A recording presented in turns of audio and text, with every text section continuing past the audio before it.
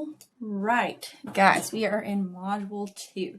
So we're going to be talking more about macro tracking, grocery shopping, and creating meals. So through this module, we are going to go over how to track your macros, grocery shopping basics, how to build a shopping list and create a plan, and then building balanced meals. So let's get into it. So first things first, there are a few things that you must have for tracking your macros. First thing, food scale. Can't weigh food if we don't have a scale to put it on. So make sure you have a food scale. Second thing, make sure you have your nutrition labels. Everything that you buy from the store should come with a nutrition label. If it is produce, typically some like fresh fish doesn't typically have a nutrition label on it.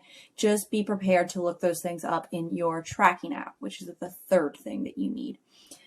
Then you also need to have a macro goal, because tracking macros without a goal, kind of pointless, right? So make sure that you know and understand your macro goal, which is what we're going to go into next. So step 1 for macro tracking, you must understand your macros. On your Trainer Eyes dashboard and MyFitnessPal dashboard, if you have premium, these are going to be what show up in this little guy right here. It's going to have your calories, your protein grams, your carb grams, and your fat grams. Remember that your macros are individually prescribed to you, and they are specifically calculated to help you reach your individualized goals, whether those be weight loss, strength gain, recomposition, or performance. So it is important that you don't go under or over on these macros to help you most efficiently accomplish your specific goal. One note that I will make is that sometimes the macros and the calories will not add up on your dashboard. So that could look like you have met all of your macros and it's going to say you are either over or under on calories. Just know that that is because nutrition companies and food labels can estimate their calories. So we are going off of our macros. The calories do not matter as much. So worry about meeting your macros, and if the calories don't add up, that's okay. Step 2, you have to understand the nutrition labels. The most important part of this label is going to be our serving size. So it tells us exactly how much of the food we're eating equates to one serving in its weight. Okay, and that is the number that we're going to be using as we weigh things on the scale. The serving size will tell you how much of your macros are allotted towards that amount of food, if that makes sense. So say this is 64 grams of chicken. It's not, because the protein is too low, but we're just going to say it's chicken. If this were 64 grams of chicken that we were eating and weighing on our scale, that means that we have eaten 2 grams of fat, 13 grams of carbohydrates, and then 5 grams of protein. So that's why that number is so important. And it's super important so that way we can know if we are under or overeating that type of food and log accordingly. So for example, if I only eat 32 grams of this food, I am now only eating 1 gram of fat, 6.5 grams of carbs, and 2.5 grams of protein. So we have to be able to understand that the amount that we are eating of the food, the weight in grams of it, directly correlates to the macronutrients. The same works in reverse. If I double this food and I'm eating 128 grams of this food, I then have to double the amount of servings in my MyFitnessPal and be aware that I have eaten 4 grams of fat, 26 grams of carbs, and 10 grams of protein. So that is why your nutrition label is so, so important. Step 3 is going to be just weighing the food. And there are some steps that we can take to make sure that you are measuring your foods properly. So first things first is you have to have your plate or bowl on the scale. And turn it on, please. There's so many times where I've put the plate on there and I've started dumping food, expecting it to count, and it was turned off. So turn it on, place your bowl and your plate on the scale, and then make sure the measurement is set to grams. My scale, as you can see right here, has a mode button. And that mode will change this from grams, ounces, milliliters, liters, kilograms, pounds, ounces, all of it. So I have to make sure every single time that it is set to G for grams. So once you have gotten your scale calibrated correctly, it's set on the right measurement, you need to hit tare or 0 to make sure the scale is reset, okay? Because obviously I do not want the weight of my bowl to take away from the weight of food that I can have. So when I put this bowl on the scale, it was about 180 grams of bowl. So if I had started adding food on top of that, if I'm eating 148 grams of chicken, I would have logged significantly less chicken than I really ate. So make sure that you are resetting the scale, making it 0 out before you start adding food. Then you add your food to your plate or bowl until the desired amount is reached. So, for example, I ate 150 grams of rice in this meal. So I put it in until my number reached 150. I then zeroed it out. I then added my chicken thighs. I made sure to get it all the way to 148 grams, zeroed it out. And then I added my broccoli. I made sure to get it to 88 grams. And then again, if I wanted to add more things on top of this, I would zero it out. So you just rinse and repeat this process of adding and zeroing until all of the foods you're eating are completely in your plate or in your bowl. I do have a little tip down here for you guys. Pasta and rice increase in weight as they cook. It's because they are absorbing water. So when you are logging rice or pasta into MyFitnessPal, make sure it says cooked if you are weighing it cooked, okay? Now, you can weigh out dry rice and make only one serving, and there's lots of like complicated conversions that you can do to find out exactly how much it weighs. But the easiest thing is to just put in rice cooked into MyFitnessPal, and it will bring up the weight in cooked rice. Another just quick little tip is rice basically triples in size. Pasta typically doubles in size. So if you just wanted to think of it as that, as in 56 grams is going to equal 100 and what's 56 times 2? Math is hard for me. 112? Yeah. If you are trying to eat 56 grams of pasta and you just want to weigh 112 grams wet, you can do that. But again, it's not as accurate as if you were to go into MyFitnessPal, type up pasta cooked, and then go from there. Step 4, you have to track the food that you just measured out into your tracking app. So if you look right here, this basically is the macro dashboard for the food that you are eating. And look, I made sure to type in grilled chicken here because that is how the chicken that I was eating was cooked. Then I make sure this is set to grams. Sometimes MyFitnessPal will give you either a 1 gram option or say the 56 grams for rice option. If I were to put 56 grams right here, I would do serving 1. If I were to do the 1 gram option here, I would say that in relation to my the last food bowl that we saw, I would have to put 148 grams right here because I had 148 grams of chicken, so 148 1 gram servings. So that is the only thing that is a little bit tricky about MyFitnessPal, so just watch out for that because sometimes it'll have it in 1 gram increments or it will have it in the serving size increments that you have on your nutrition label. Another little tip that I've got right here is always double check the macros in MyFitnessPal against the nutrition label because as foods change, as portion sizes of a serving changes, as recipes change and certain ingredients change in different types of processed foods, their calories and their macros will also change.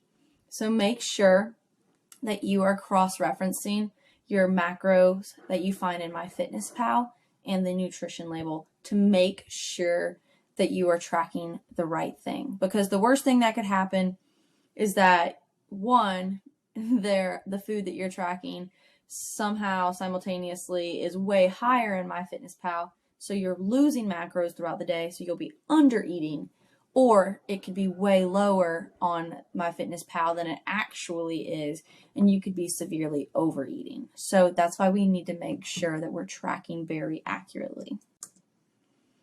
Step 5, adjust the serving size if needed. If a food makes you go over your macros, it doesn't mean that you can't have that food. It just means that you may have to adjust the portion sizes. So going back to the 112 grams of pasta thing, if I log my 112 grams of pasta and it's going to put me 8 grams over on my carbs, then I'm not just going to get rid of the pasta altogether and have no carbs. I'm going to adjust it down in grams on my MyFitnessPal app until I find what works with my macros. So I'll change the serving size in MyFitnessPal to 110 grams. Still isn't below or at my macro goal. Cool. I'm going to adjust it down to 90 grams. That might help me reach my macro goal for carbs and not go over. So don't just get rid of the food if it doesn't fit. Play a little macro Tetris, adjust the serving size in your app, and then make sure to make that correction. Either take, I don't know if we weighed it on the scale already, if I'm going to 90 grams, take 22 grams of pasta out. And you can do that again by hitting the 0 button and just taking it out. It'll go into the negative, but you can see if it's negative 22 grams, then you've removed 22 grams of pasta, which will now help you reach your macro goal. So here are some common tracking mistakes that I see. First one is not tracking the correct cooking method of the protein you're eating. Grilled chicken, baked chicken, broiled chicken, seared chicken. There are so many other ways to cook chicken. All have different macronutrient profiles because maybe not necessarily macronutrient profiles, but they all have different densities that you can eat them in because the water lost or absorbed in the process is very different between each cooking method. So example, pan-seared chicken is going to retain more water than grilled chicken because grilled chicken has the basically decreased surface area, and so water can leach out of it more easily, which is part of the reason why you see the flames jumping up as it drips. The second thing is that all of these different cooking methods also alter the protein of these meats in different ways. So again, just make sure that when you're tracking in MyFitnessPal, if you grilled your chicken, select grilled chicken. If you pan-seared your chicken, select pan-seared chicken. That way you get to eat, one, the most accurate amount of chicken, because obviously you'll be able to eat more grilled chicken than pan-seared chicken, and you're not losing out on vital macronutrients. Mistake number 2 is not tracking pasta or rice as cooked or uncooked. The nutrient label or the nutrition label for pasta and rice is always for the uncooked product.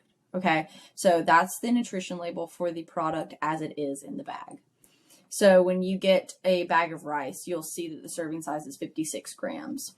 If you track it and you weigh it once it's wet, that you're only eating 56 grams, you're basically only eating 20 grams of rice dry. So make sure that you are getting all the nutrients that you need by tracking the rice and pasta correctly. And then not tracking beverages with calories.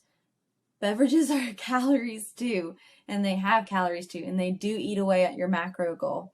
So if you are having a Coke or a Gatorade or a liquid IV or a protein shake or a pre-workout, you have to track those drinks as well, because those are typically going to take away from your carb allotment. Those drinks are filled with more sugars, except for your protein shake, obviously, but even those have some carbs in them. So make sure you're tracking all of your beverages that are not water or basically, what is the word I'm thinking for? Carbonated water. Yeah, so soda waters and things of that nature. LaCroix, they are naturally flavored. They have no calories, so you don't have to worry about tracking things like that, or like bubblies. But any alcohol, any carbonated sweet drink, or any basically protein drink, supplement that's for working out, you have to track. So I just wanted to go ahead and make a little disclaimer. Your macros will very rarely be perfect. There will be some days where you get it perfect and you get it down and it's like in the bag and you don't have to worry about it. But that's not going to be every day. It's really hard unless we play a lot of macros Tetris and like get serving sizes down to the tenths of grams to meet our macros completely perfectly. So there is a macro adherence scale that we can stick to make sure that we're not too far over or too far under. So for protein and carbs, you want to stay within plus or minus 5 grams of your macro goal. If you want to think about it like this, 5 grams of a carb or protein, you multiply it by 4, which is how many calories it is. You are only going over by 20 calories. Not the end of the world, right? Or you're only under 20 calories. Again, not the end of the world. Fat, on the other hand, is a little more calorically expensive. So if you go over by 5 grams on fat, you're now 45 calories over or 45 calories under. It's just a lot more detrimental to have a bigger range on your fat goal. So for the fat goal, stay within plus or minus 2 grams of fat. And then staying within these target ranges will give you a little bit of flexibility and take kind of that it has to be perfect mentality out of it. So just a few more tracking tips. Cross-check your labels in your apps. We already went over this one, but it's just so important, so I want to reiterate. Use Quick Add on MyFitnessPal. If you have been searching and searching for the food you are looking for and it's not on there, just use Quick Add. It will walk you through all of the information that it wants. So it'll ask you, what's the name of the food? What's the calories of the food? What's the macros? What's the fiber? And possibly a few micronutrient details like iron or salt. So if you can't find a food, Quick Add it. It will also save it in your saved foods, so you will be able to easily reference it in the future. Carry a pocket food scale. You can literally get one of these on Amazon. They're cheap, they're super easy, they're small. You can just carry it in your car, your briefcase, your purse, whatever. Having a food scale around only prepares you more. It doesn't take anything away. So, for example, there have been times where I've been rushing in the morning knowing I didn't prep very well the night before. And so I just grab a bunch of foods out of my fridge thinking that when I get to work or get to where I can eat, that I will just put a meal together and be fine. But when I don't have a food scale and I'm doing that, I am so just guessing, which isn't good. Okay. But if I had had a pocket food scale, then when I had gotten to where I wanted to be, I could have measured everything out precisely and not have had to worry about it. So having a pocket food scale only helps. It doesn't hurt. So double check single serve foods. What I mean by this is things like yogurts, single serves of cottage cheese, bars, bagels, bread that you find and it says a single serving is this container or 1 bagel or 2 pieces of bread. You want to double check the weights of those things because I can tell you from experience that 100-gram cup of yogurt is actually 90 grams. 9 times out of 10, it was always 90 grams. I don't know why. I think they counted the weight of the container when they were measuring that. So then if you were to log 100 grams, that's 10 grams worth of macros that you're losing throughout the rest of your day. Whereas if you were to log it as 90 grams for that serving, you could get a few more macros in on the later half of the day. So you just want to give yourself as many macros as possible. So be really careful and just double check the weight of your single serve foods. Classic example, Dave's Killer Bagels. It says that the serving size is 1 bagel, which is like 100 grams. I'm not sure the exact weight, but that's what we're going to say because of ease of math, which you know I can't do. It says a serving size is 100 grams, but that's not true at all. It's, or the 1 bagel should be 100 grams. Not true. It's like 80 grams. So that's 20 grams off. It's a pretty big difference because the bagels aren't all the exact same size. So make sure that you're just double checking that. And then weigh and log your foods before you eat, because the worst thing you could do is weigh it all out, have it like written down, be like, oh, I'm going to meet my macros so great today. And then you go in, you've already eaten the food, you log it all in, and you're like, oh crap, I'm either significantly under or significantly over my macros. We want to avoid that. So make sure you weigh and log your food before you eat it. That way, one, you can play macro Tetris if you need to make it perfectly match your goal. Perfect example, say I was eating 112 grams of chicken, which is a serving size of chicken, but I need 3 or 4 more grams of protein for my daily goal. Well, then I could increase my grams of chicken to 124, 25 grams of chicken, and then that would help me perfectly reach my macro goal, which is way easier than trying to find a food that is only 3 to 4 grams of protein. I think I would have to eat like straight up mushrooms if that's what I wanted. So just weigh and log before you eat, because it gives you a little more freedom to make corrections. All right, we are going to move into our grocery shopping section. I'm going to take a sip of water because I've been talking so much. Oh my gosh.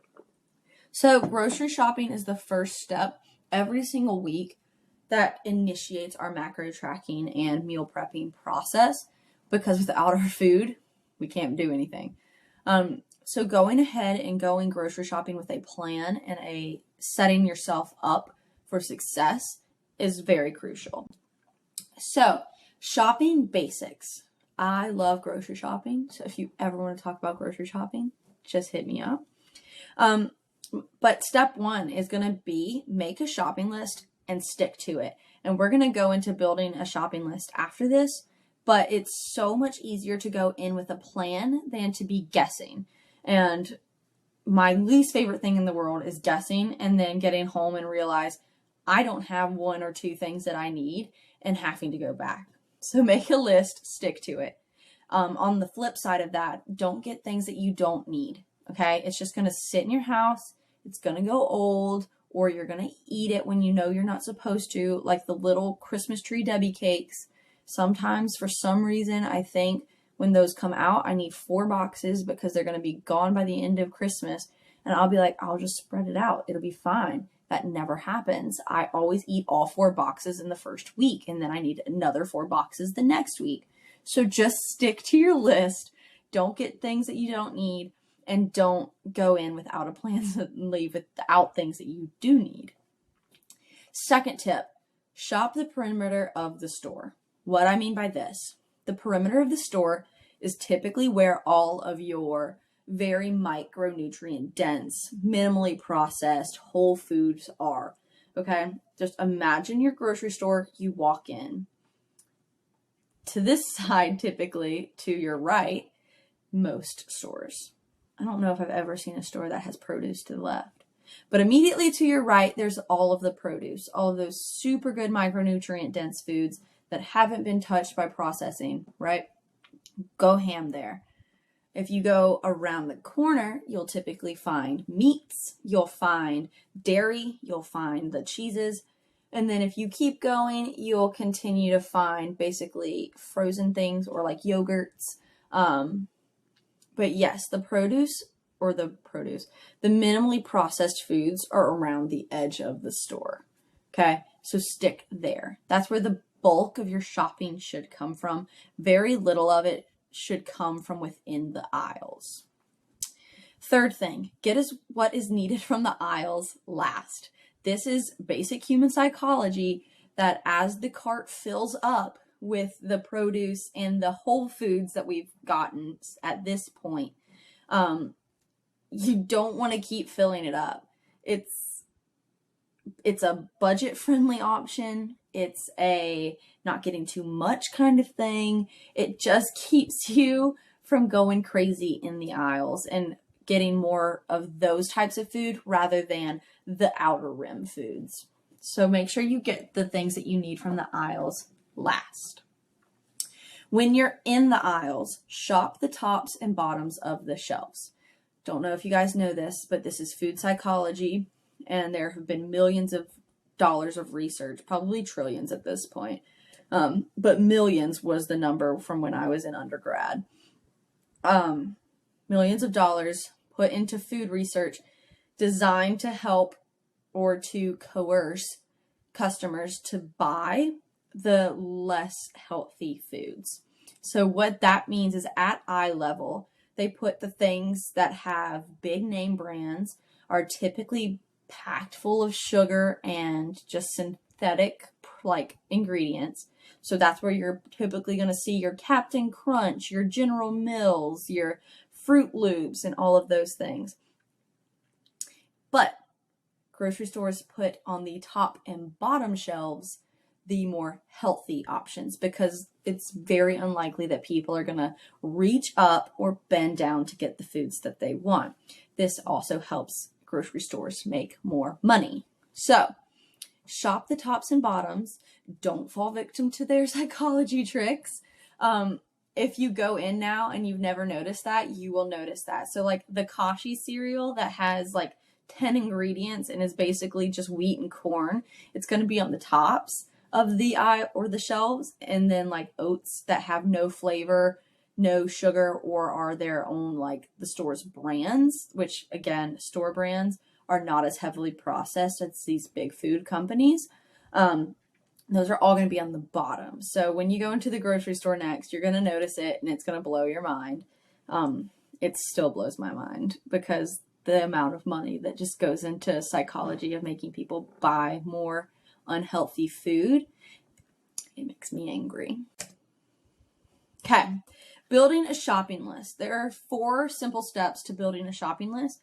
And I have attached the grocery store checklist in your welcome packet, so you can always find it there and print it and take it with you, or write what you want on a piece of paper, take that with you, or in your notes app on your phone. But step 1 is to decide what meals you want to eat. For the sake of this example, we're going to go with a burrito bowl. I make those a lot, so if you want to try them, they're super delicious and super good. So we're going to use a burrito bowl as an example. So that's what I want to eat this week. Step 2 is you're going to mark the various items that you need to create your meals into categories. So the produce that I need for this meal is tomatoes, corn, and black beans, which could also fall into the protein or carbs category, the beans.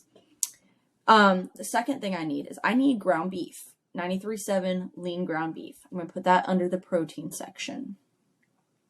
Then, for carbs, I need white rice or jasmine rice. If I'm feeling a little crazy, I might get Mexican blend rice. It's got yellow rice. And then for fat, I would like some homemade guacamole. So I'll put that under my fat or under my produce section. I typically like to group them as to where you'll find them. That way you don't have to circle back through the grocery store again. So I like to put all of my produce in one place. Even if it is a fattier or carbier or proteinier produce option, I like to divide it up as to where it will be found. Step 3, list any condiments you need to create that meal. This is also where you could put spices. So I know that in my burrito bowl, I love cumin. So I put cumin under my condiment section, and then I'm good for that meal. Step 4, decide what snacks and treats you would like to have throughout the week. So, for example, on our snack list, it's got dry fruit. I might want dried mangoes this week. So I'm going to put that under my snacks section. And then for my fun foods, I just really, really am craving an Oreo. So I'm going to grab the small pack,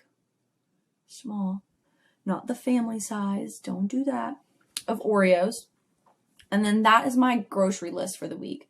And you'll go through and you'll do that with all the meals that you want to have. Divide them into their sections. That way you're not circling around the grocery store for hours. You can just hit the produce section, grab all of your produce at one time, hit the meat department, grab all of your protein at one time, go in the aisles for your carbs, which is the only foods that are really not processed and not like nothing's taken away from them by putting them in a bag. Carbs are the only exception to the aisle rule because oats, like plain oats, plain rice, those things are found in aisles. So that's the only exception to that rule. But yeah, then when you're shopping, it is straightforward. You are in and out and you're not wasting any time. Building a balanced meal. I'm going to take another sip of water. I haven't talked this much. Well, I can't say that. I talk a lot. Okay, so what I have here and what I've shown you is a gyro bowl that I like to make. Basically, it's everything that you would get from a gyro, but in a bowl and not on a naan. So, building a balanced meal comes down to having a balanced amount of protein, carbs, and fat along with produce on your plate, okay? So if I were to take this bowl that I've made and break it apart, it would look like what's on this plate. There's this little graphic right here. So the majority of my meal is veggies. So I've got all of these foods on a bed of lettuce, and I think it's spring mix actually. And you can't see, but right here, this is not extra chicken. This is a 7-grain blend that is absolutely delicious. I will link it below in the course notes for you. It is chef's kiss. But that would be my carbs. Hummus as well falls into the carbs section, but it is basically a chickpea, so I count it more towards veggies. And then I've got a naan as well on the side. Again, this would be in the carbs. And then I've used chicken thighs here, which will satisfy my protein and my fat allotment. So because I used chicken thighs, I didn't cook in oil. I don't have any avocado on here or nuts or eggs or anything of that nature. If I had used chicken breast here, I would be missing this fat section. So I would have enough lean protein and carbs and veggies, but I'd be missing fat. So I would either cook with oil or put avocado or some sort of fat on it. But building a balanced meal really just comes to allotting half of your meal to produce, a fourth of your plate to protein, basically a fourth of your plate to carbs, and then a sliver or a small amount of fat. And if you do this, either when you're going out to eat or just building your meals initially, trying to understand and learn more about food, you will be able to basically hit your macros per meal. So this is a really simple way to visualize your ratios without necessarily being very adept at macro tracking yet. So we also have to take into account creating a balanced diet. There are no good and bad foods. Food is food. Our body processes a lot of it the same, regardless of what it is. So, or digests it the same, regardless of what it is. I like to break it into the 80 to 20% rule. 80% of your food should come from what I call fuel foods, not good foods, not bad foods. There are fuel foods, there are soul foods, and they are both necessary for a well-balanced diet. 80% of your foods should come from whole food sources. Our veggies, our fruits, our whole grains, our produce and protein, and then dairy as well. These are all whole food sources, very minimally processed. The only exception I would say to this rule is the grains aspect. This only includes whole grains and rice and oats, things of that nature. Because yes, technically like wheat bread and white bread is carbs, but I think white bread and wheat bread and bagels and donuts, beer, wine, cookies, candy, those should all be saved for the soul food